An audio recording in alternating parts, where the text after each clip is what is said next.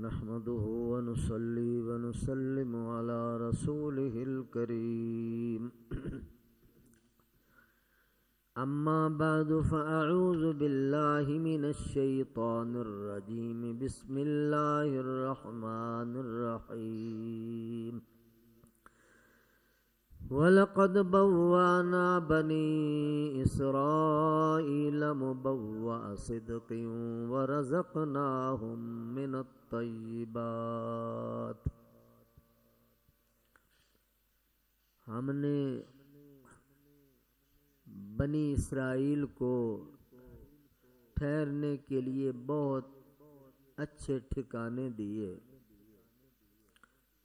اور ہم نے کھانے کے لیے انہیں نفیس چیزیں عطا فرما دیں فَمَا اخْتَلَفُوا حَتَّى جَاءَهُمُ الْعِلْمُ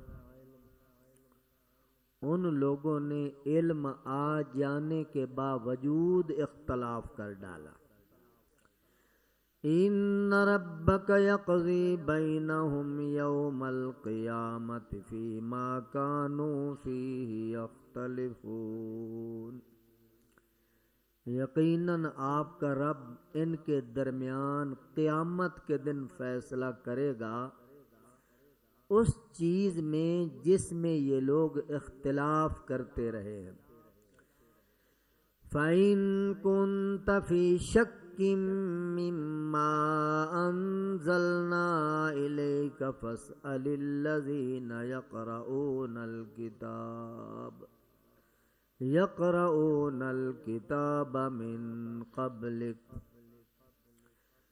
اگر آپ شک میں ہیں اس چیز کے بارے میں جو ہم نے آپ کی طرف نازل کی ہے تو پھر آپ پوچھ لیں ان لوگوں سے جو پہلے سے کتاب پڑھتے چلے آ رہے ہیں لَقَدْ جَاءَكَ الْحَقُّ مِنْ رَبِّكَ فَلَا تَكُونَنَّ مِنَ الْمُمْتَرِينَ آپ کے رب کی طرف سے یقیناً حق آپ کے پاس آیا ہے پس آپ شک کرنے والوں میں سے نہ ہوں وَلَا تَكُونَنَّ مِنَ الَّذِينَ كَذَّبُوا بِآيَاتِ اللَّهِ فَتَكُونَ مِنَ الْخَاسِرِينَ اور آپ ان لوگوں میں سے نہ ہوں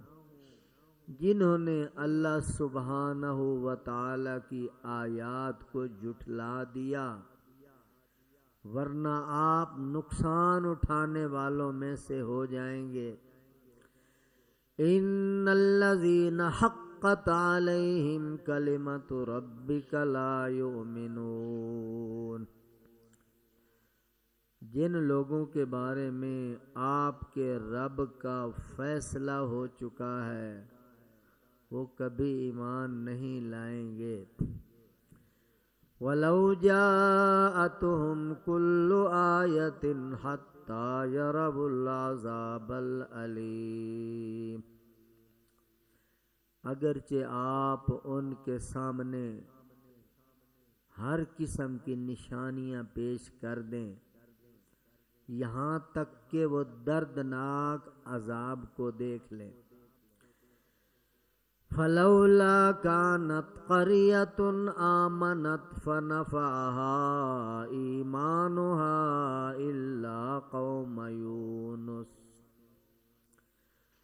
کوئی ایسی بستی ہے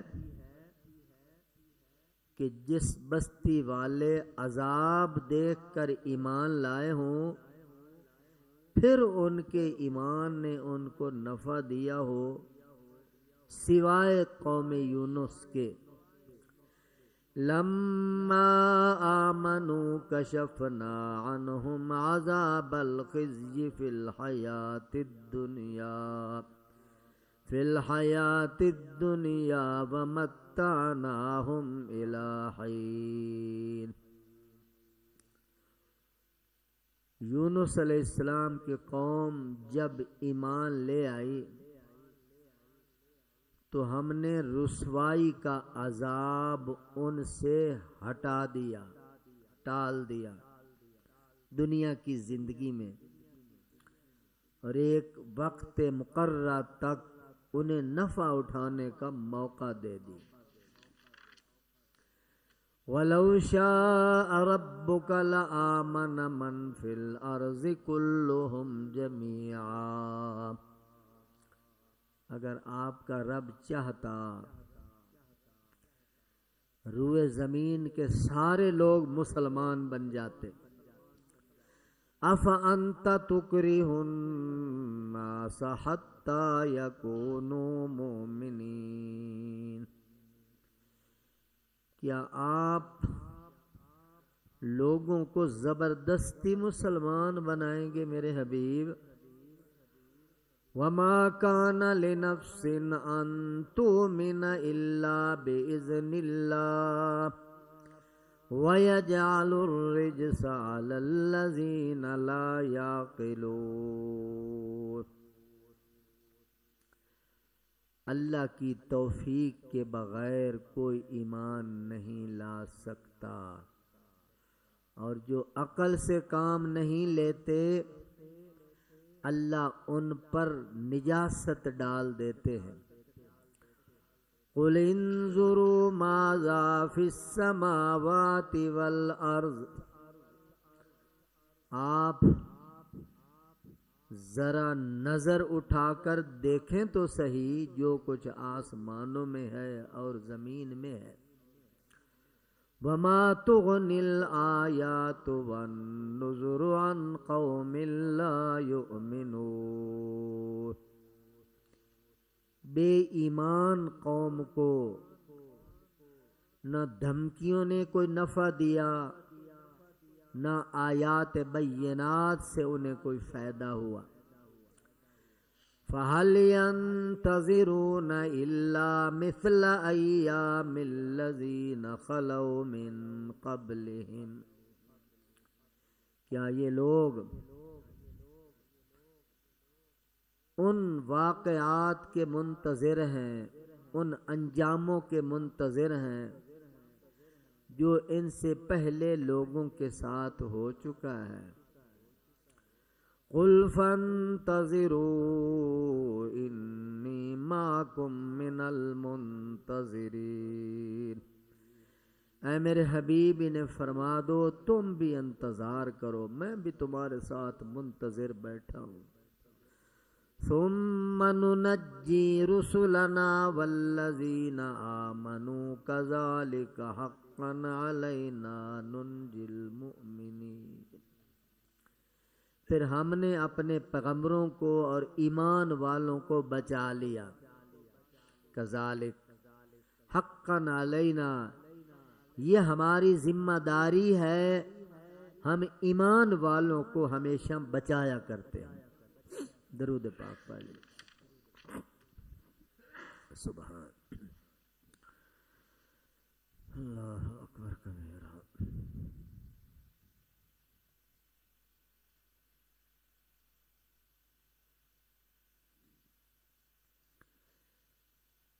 میرے محترم دوستو، عزیز بھائیو،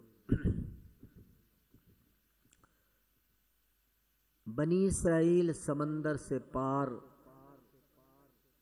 ملک شام کی طرف چلے گئے۔ وہاں اللہ پاک نے ان لوگوں کو اچھے گھر دے دیے، اچھے ٹھکانے دے دیے، باعزت زندگی دے دی، آزاد، سب سے بڑی نعمت کہ فرعونیوں سے آزاد ہو کے آئے، آزاد خود مختار زندگی اللہ تعالیٰ کی بہت بڑی نعمت۔ اس کی قدر قیدیوں سے پوچھو، غلاموں سے پوچھو، جو اپنی مرضی سے چل نہیں سکتے، اپنی مرضی سے کھا نہیں سکتے، پی نہیں سکتے، پہن نہیں سکتے، رہ نہیں سکتے، ان سے پوچھو آزادی کتنی بڑی نعمت۔ اس پر اللہ شکریہ ادا کرنے کی توفیق نصیب فرمائے۔ تو ان لوگوں کو اللہ نے اچھے ٹھکانے دیے، وَرَزَقْنَاهُم مِّنَ الطَّيِّبَاتِ، اور اچھے کھانے دیے، بڑی ٹھاٹ باٹ والی زندگی دے دی۔ فما اختلفوا حتی جاءہم العلم. پھر جہاں سے ان کو فرق لگ رہا ہے، اللہ فرماتے ہیں کہ باوجود علم کے انہوں نے کچھ چیزوں میں اختلاف کیا. جان بوجھ کر ایک چیز کے حق ہونے کا علم ہو، پھر بندہ اسے نا حق کہے، تو اس کے پیچھے کوئی اور بات ہوتی ہے. اسے عناد کہتے ہیں، اسے ضد کہتے ہیں، اسے حسد کہتے ہیں. حضور صلی اللہ علیہ وسلم کی ذات عالیہ کے بارے میں ان کی تورات میں، زبور میں، انجیل میں ساری خوشخبریاں، ساری صفات، ساری تعریفات موجود ہیں، مگر حضور علیہ السلام کی ذات گرامی کے بارے میں لوگ اختلاف کرنے لگے. کچھ کہنے لگے واقعی جیسے ہم نے پڑھا ہے ویسے ہی اللہ کے پیغمبر ہیں، اور کچھ اسراہ عناد کہ بنی اسرائیل سے نبوت نکل کر بنی اسماعیل میں کیوں چلی گئی، ہم نہیں مانیں گے. یہ ہے اپنا برادری والا حسد اور بغض کہ ہمارے خاندان سے نکل کر دوسرے خاندان میں یہ چیز کیوں چلی گئی. خوبی ہوتی ہے، یہ بات ذہن میں رہنی چاہیے. بے شک دشمن کی بھی ہو، خوبی کی تعریف کھل کے کرنی چاہیے، یہ ایمان کا تقاضا ہے. اللہ اکبر. حتی جاءہم العلم، جب ان کے پاس علم آیا تو اختلاف کر ڈالا. تو ان ربک یقضی بینہم یوم القیامت فیما کانوا فیہ یختلفون. اللہ تعالیٰ فرماتے ہیں کہ یہ پھر میں قیامت کے دن فیصلہ کروں گا جس چیز میں انہوں نے اختلاف کیا، کیوں کیا، کیا بنیاد تھی، اختلاف بنتا بھی تھا یا نہیں بنتا تھا، یہ تو وقت آنے پہ پتہ چلے گا. فَإِن كُنْتَ فِي شَكٍّ مِّمَّا أَنزَلْنَا إِلَيْكَ. اللہ تعالیٰ بظاہر اپنے حبیب کو فرما رہے ہیں اگر آپ کو شک ہے اس چیز میں جو ہم نے آپ کی طرف نازل کی ہے، تو پھر آپ پوچھ لیں اس بات کے بارے میں ان لوگوں سے یقرؤون الکتاب من قبلک، جو آپ سے پہلے کتابیں پڑھتے چلے آ رہے ہیں، یعنی تورات، زبور، انجیل. ان سے پوچھ لیں کہ اس کتاب کے بارے میں آپ کا کیا خیال. بظاہر خطاب حضور علیہ السلام کو ہے، مگر مفسرین کرام یہاں ارشاد فرماتے ہیں کہ حضور علیہ السلام کو کہہ کر اللہ امت کو کہنا چاہتے ہیں.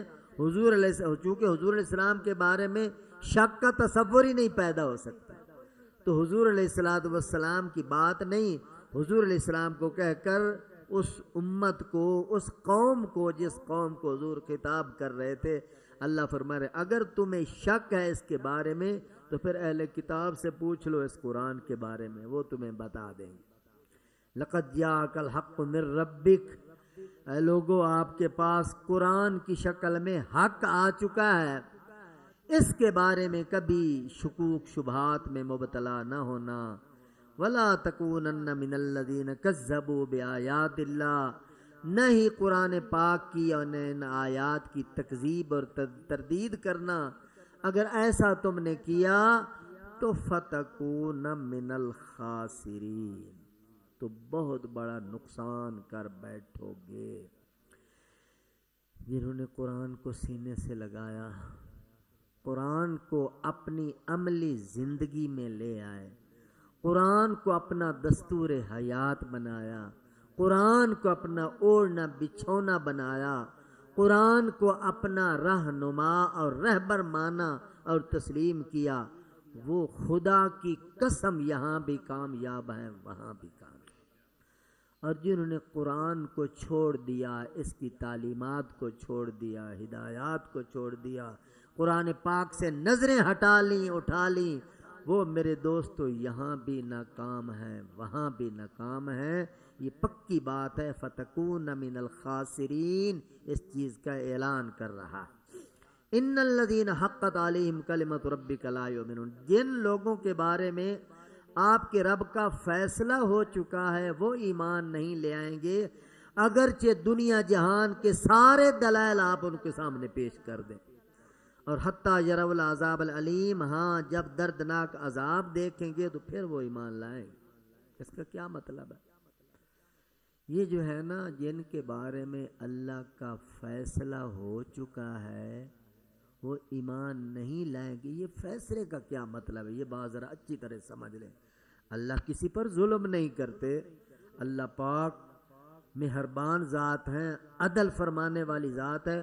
یہ تو ظلم ہو گیا، اللہ نے فیصلہ کر دیا میں نے ایمان ان کو نہیں دینا، تو اس کی تشریح ذہن میں رہے۔ اللہ پاک کا یہ فیصلہ ہے، مختلف آیات اور مختلف احادیث کو سامنے رکھ کر ایک فیصلہ کن بات آپ کے سامنے رکھنے لگا ہوں۔ یہ خدا کا فیصلہ ہے جو عقل کو استعمال کر کے طالب حق بن کر، حق کا متلاشی بن کر، حق کا طالب بن کر، جھک کر حق کے پاس آئے گا، اللہ ضرور اس کو ایمان عطا فرمائے۔ اور جو بندہ اللہ کی دی ہوئی عقل کو استعمال نہیں کرے گا، تعصب کی دنیا میں اتر جائے گا، ہٹ دھرمی کے جہان میں چلا جائے گا، اور انانیت اور میں ازم کی دنیا میں حق کو ٹھوکر پہ ٹھوکر لگاتا چلا جائے گا، تو اس بندے کے بارے میں اللہ کا فیصلہ ہے، ایسے بندے کبھی ایمان نہیں لائے، کیونکہ یہ بے نیاز بادشاہ کا کلام ہے۔ اس بے نیاز بادشاہ کے کلام کے سامنے بے نیازیاں نہیں چلتی، خود مختاریاں نہیں چلتی، کٹ حجتیاں نہیں چلتی، آکڑ تاکڑ نہیں چلتی۔ اس بے نیاز ذات کے بے نیاز کلام کے سامنے نیاز مند بن کے آنا پڑے گا، جھک جھک کے آنا پڑے گا، طالب بن کے آنا پڑے گا، غلام بن کے آنا پڑے گا۔ اب آپ ماشاءاللہ بیٹھے، ہم نے اللہ کا قرآن سننا ہے، محتاج بن کے بیٹھے ہو، تو اللہ کی قسم خدا کا نور اتر رہا ہے، وعدہ ہے اللہ کا، وَيَهْدِي إِلَيْهِ مَن يُنِيبُ، قرآن پاک کی آیت ہے۔ اللہ ضرور ہدایت دیتا ہے ان لوگوں کو جو منیب ہیں، جھکنے والے ہیں، رجوع کرنے والے ہیں، متلاشیان حق ہیں، حق کے چاہنے والے ہیں، اللہ ان کو کبھی محروم نہیں کرتے، ضرور عطا فرماتے۔ اور جو دوسری لائن والے لوگ ہیں جو محتاج ہو کے آنے نہیں چاہتے، تو پھر اللہ بڑا بے نیاز ہے، نبیوں کے بیٹوں کو بھی کان سے پکڑ کر کھینچ کے سائیڈ پہ کر دیا جاتا ہے، اگر ان میں طلب نہیں تو ان کو بھی اللہ پاک دھکا دے دیتا۔ اگر طلب حق نبی کے گھر والوں میں نہیں، نبی کی بیوی کو جنت سے نکال دیا جاتا ہے، جہنم میں پھینک دیا جاتا ہے۔ یہاں تو اللہ کی کسی کے ساتھ رشتہ داری نہیں، یہاں طلب دیکھی جاتی ہے، طلب صادق کس کے اندر ہے، تلاش حق کس کے اندر ہے، اثر محتاج کون ہے، خدا کا اور مصطفیٰ کا، قرآن کا، دین کا، اسلام کا، ایمان کا۔ جس کی جیسی طلب ہوگی اسی کے مطابق میرے دوستو اللہ کا فیصلہ آئے گا، اور اللہ کو دھوکہ بھی نہیں دیا جا سکتا۔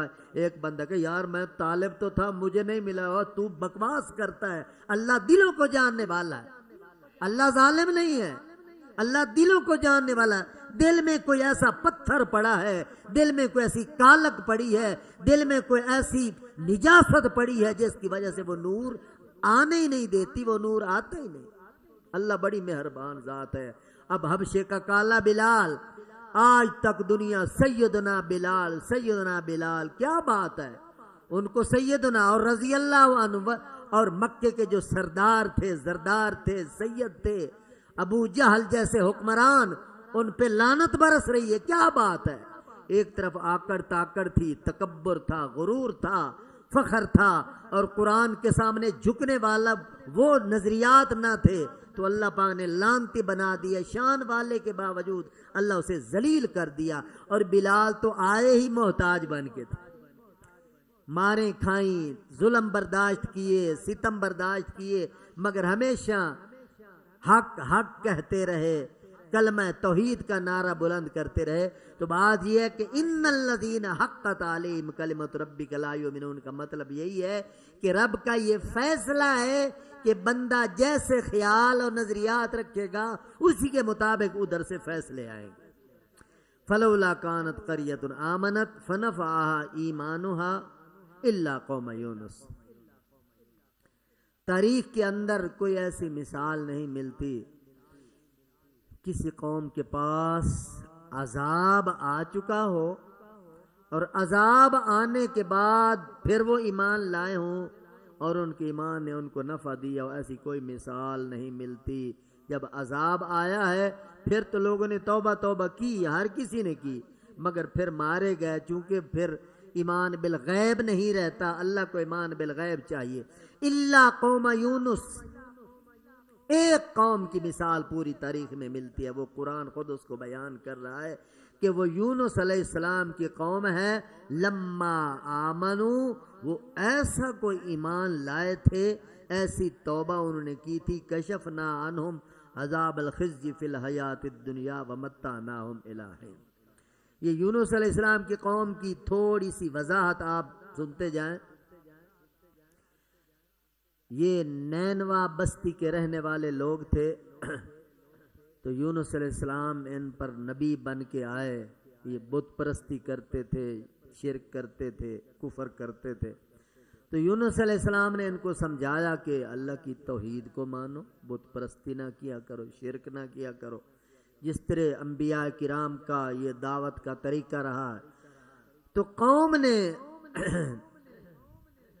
بات کو نہیں مانا. تو یونس علیہ السلام نے پھر اللہ کے حکم سے انہیں دھمکی دے دی کہ تم نہیں مانتے، بڑا تمہیں سمجھایا، کل تمہارے اوپر عذاب آنے والا ہے. تو قوم نے سن لی بات اور آپس میں کہنے لگے یار یونس نے جھوٹ تو کبھی نہیں بولا، تو اب دیکھتے ہیں بھائی اگر راتوں رات یونس یہاں سے نکل گئے تو پھر یقیناً عذاب آئے گا، اگر یونس رات کو یہاں رہے تو پھر عذاب نہیں آئے گا. یہ آپس میں ان کی رائے تھی. تو یونس علیہ السلام راتوں رات چلے گئے. علماء نے لکھا ہے کہ یہاں یہ یونس علیہ السلام کی مسٹیک تھی، اللہ کے حکم کے بغیر بستی چھوڑ کے چلے گئے تھے. یہیں سے فرق لگا تھا. اللہ نے اتنا کہا تھا انہیں کہہ دو کل تمہارے اوپر عذاب آئے گا، اور اگلی بات اللہ نے نہیں فرمائی تھی کہ یونس تم نے نکل جانا. وہ پتہ نہیں اللہ کا پھر کیا نظام تھا، وہ اجل ہے. تو یہاں سے یونس علیہ السلام اللہ کے حکم، اجازت، مرضی کے بغیر چلے گئے تھے. یہی بات یونس علیہ السلام کی گرفت کا ذریعہ بنے تھی. وہ جو کشتی والا واقعہ، وہ مچھلی کے پیٹ میں چلے گئے تھے، وہ آپ نے کئی بار سن چکا. تو یونس علیہ السلام چلے گئے اور دور کسی جگہ انہوں نے رہائش رکھی اور لوگوں سے پوچھتے عذاب آیا ہے، عذاب آیا ہے.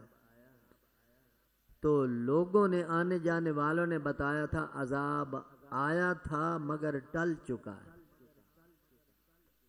عجیب بات ہے. تو علماء نے لکھا ہے، روایات میں، احادیث میں آتا ہے جب عذاب کے آثار آئے، بادل چھا گیا، طوفان چھا گیا، بالکل اندھیرا ہونے لگا، ان کے صحنوں کے اندر عذاب کے آثار آ گئے، تو اس قوم نے توبہ ایسی کی ہے کہ اس کی تاریخ میں مثال نہیں ملی. وہ اللہ کو ایسی پسند آ گئی. وہ بے نیاز بادشاہ ہے، وہ کسی قید قانون کا پابند تو نہیں ہے نا، وہ جیسے چاہے کر دے، اس سے کون پوچھنے والا ہے. اس قوم نے، ایک تو یونس علیہ السلام کی لغزش ہو گئی، بغیر پوچھے چلے گئے، اور دوسرا قوم باہر میدان میں نکلتی ہے، مرد نکلے، عورتیں نکلیں، بچے نکلے، جانوروں کو نکالا، معصوم دودھ پیتے بچوں کو باہر نکالا اور ماؤں نے چھوڑ دیا. بچے بلبلا رہے ہیں، عورتیں رو رہی ہیں، مرد رو رہے ہیں، اور جانور پریشانی کے عالم کے اندر ہیں. اور عجیب سا وہاں کرلاٹ ہے اور عجیب سی چیخیں ہیں، پکار ہے، شور ہے، یا اللہ میں معاف فرما. پوری قوم اجتماعی طور پر توبہ کرنے کے لیے میدان میں نکلی. تو اللہ پاک کو ان کا رونا، ان کی آہیں، ان کی چیخیں، ان کی دھاڑ دھاڑ اتنی پسند آئی کہ اللہ پاک نے عذاب کو حکم سائڈ پہ ہو جائے. آیا ہوا عذاب اللہ نے ہٹا دیا. اس لیے قرآن یہ کہہ رہا ہے کہ لما آمنو، جب وہ ایمان لائے، سچے دل سے توبہ کی، تو کشفنا عنہم عذاب الخزي فی الحیات الدنیا، ہم نے ہٹا دیا وہ عذاب دنیا کی زندگی سے جو دنیا میں ان کے اوپر آ چکا تھا. اس سے میرے محترم دوستو ایک بات سمجھ میں آتی ہے کہ توبہ استغفار ایک ایسی چیز ہے جو آئی ہوئی بلاؤں کو بھی ٹال دیتا. یہ توبہ ہی تو کی تھی اس قوم نے. توبہ استغفار، انسان مصیبت میں مبتلا نہ بھی ہو، ہر وقت توبہ استغفار کرتے رہنا چاہیے. روزانہ رسول پاک صلی اللہ علیہ وسلم 70 بار کہتے تھے یا اللہ مجھے معاف فرما دے، یا اللہ مجھے معاف فرما. حالانکہ وہ بخشائے تھے پھر بھی استغفار کرتے تھے. تو استغفار کرنے کا فائدہ یہ ہوگا کہ کوئی بلا آنے والی بھی ہے، اللہ اس کو آنے سے پہلے ٹال دیں گے. استغفار کو اپنے اوپر لازم کرنا چاہیے.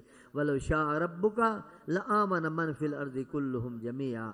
اللہ فرماتے ہیں اگر آپ کا رب چاہتا تو روئے زمین کے سارے لوگ مسلمان ہو جاتے. اس کا کیا مطلب ہے؟ اس کا مطلب یہ ہے کہ اللہ پاک نے ایمان اور کفر دونوں کو کھول کے بندے کے سامنے رکھ دیا ہے اور بندے کو عقل بھی دے دیا ہے. بندے اب اپنے عقل کے ساتھ تو نے خود فیصلہ کرنا ہے کہ اس رحمان کے راستے پہ چلنا ہے یا شیطان کے راستے پہ چلنا ہے. تیرے اسی اپنے خود مختار فیصلے پر، اپنے ہوش حواس کے فیصلے پر آگے یا جنت کا فیصلہ ہونے والا ہے یا جہنم کا فیصلہ.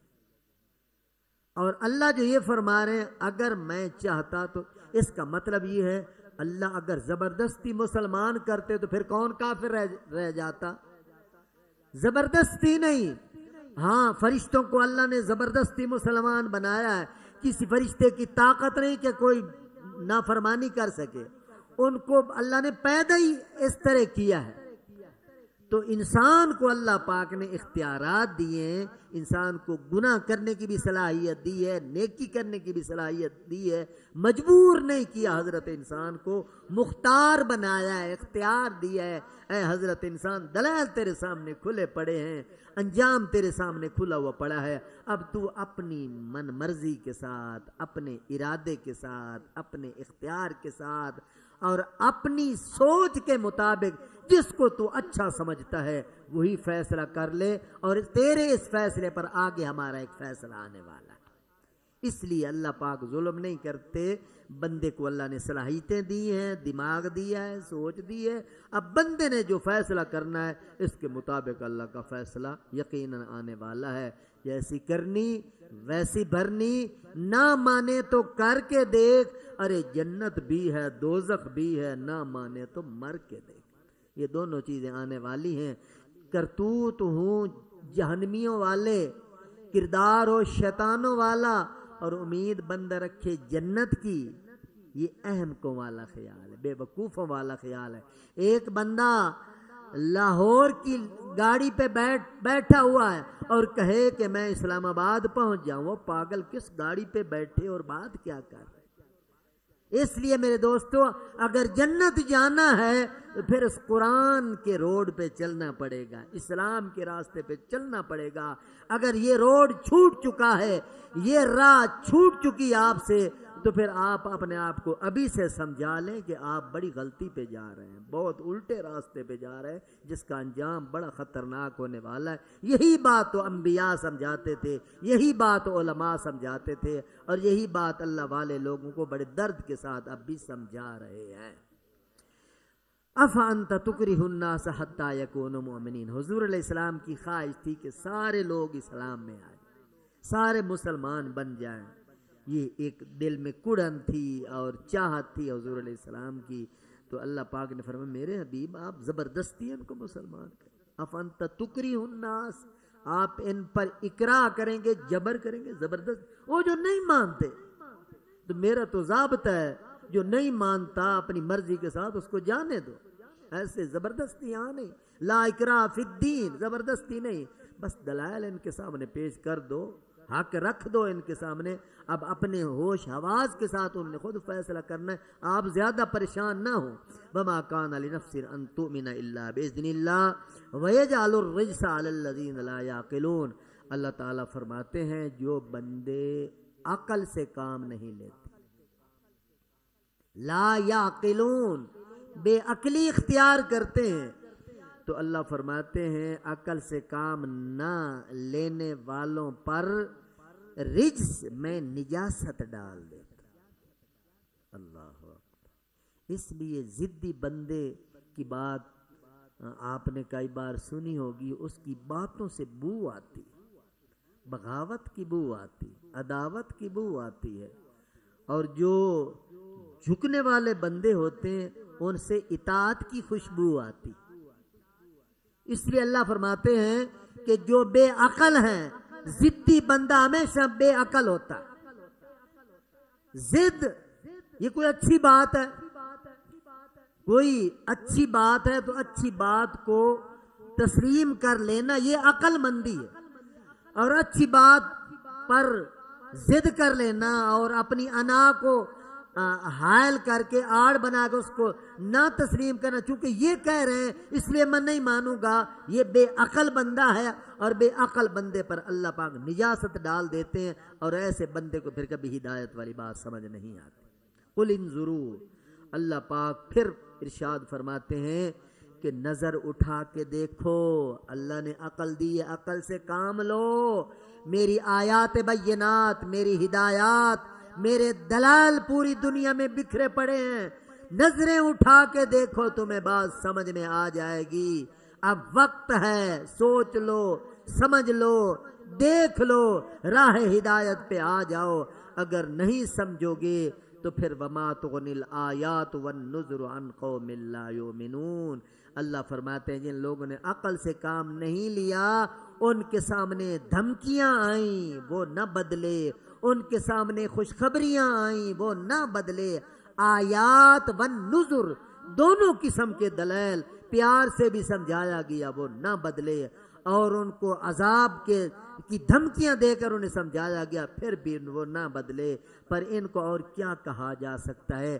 فَهَلْ يَنْتَظِرُونَ إِلَّا مِثْلَ أَيَّامِ الَّذِينَ خَلَوْا مِنْ قَبْلِهِمْ، کہ تم لوگ بس اسی کے منتظر ہو کہ جیسے واقعات پہلی نافرمان قوموں کے ساتھ ہو چکے ہیں تمہارے ساتھ بھی ایسا ہی ہو جائے، وہی حادثے، وہی ہلاکتیں، وہی تباہی، وہی بربادی تم لوگ بھی دیکھنا چاہتے ہو تو پھر ٹھیک ہے، فانتظروا انی معکم من المنتظرین، تم بھی انتظار کرو، ہم بھی انتظار کرو، آخری فیصلے کا جو انتظار ہے، ٹھیک ہے، عمل نہیں کرنا چاہتے، ایمان نہیں لانا چاہتے، توبہ نہیں کرنا چاہتے، انتظار میں بیٹھو، میں بھی انتظار میں بیٹھا ہوں، کب فیصلہ آتا ہے، کیسے آتا ہے، یہ پھر اللہ کا نظام ہے۔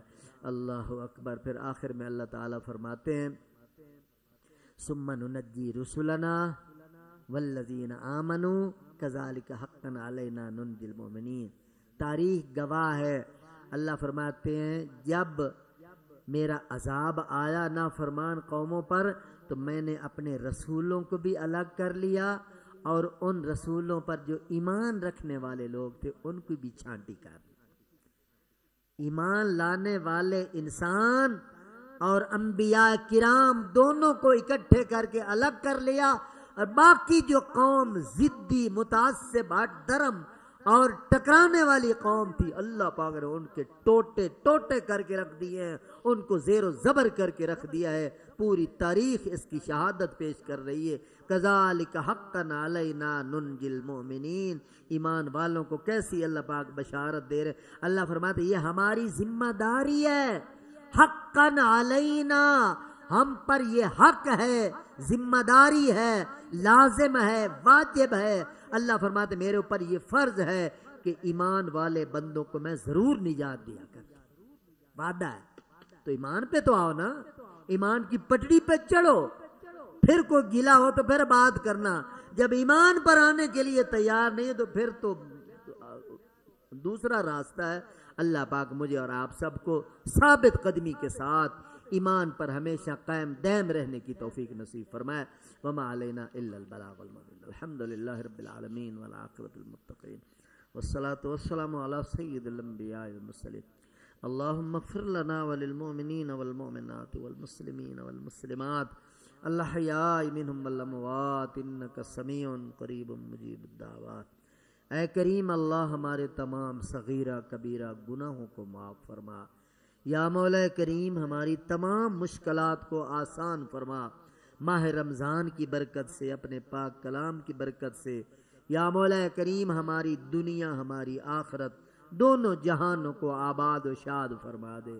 اے مولا کریم جتنے احباب درس قرآن سننے کے لیے تشریف فرمائے، سب کی خالی جھولیوں کو اپنی رحمتوں اور برکتوں سے لبریز فرما دے، سب کی تمام نیک حاجات خزانہ غیب سے پوری فرما دے۔ وصلی اللہ تعالی علی حبیبہ وخیر خلقہ سیدنا محمد وعلی آلہ واصحابہ اجمعین برحمتک یا